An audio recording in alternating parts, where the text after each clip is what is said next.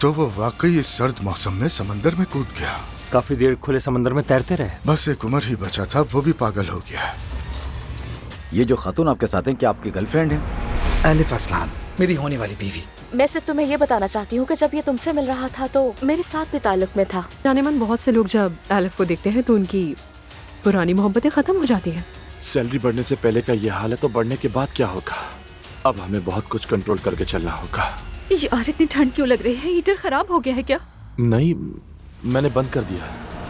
बहुत मज़ाहिया इंसान है। मुझे भी बहुत हंसाते हैं। वैसे आपका खानदान भी मजहबी है, मगर अब्दुल्ला साहब के यहाँ जो सख्ती है वो आप क्या नहीं देखी मैंने बिल्कुल भी।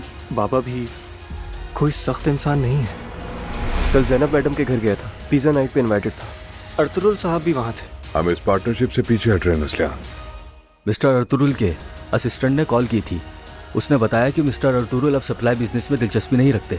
जैनब मैडम और अर्तुरुल साहब सुबह से ही साथ थे। जैनब ऐसी तो नहीं है।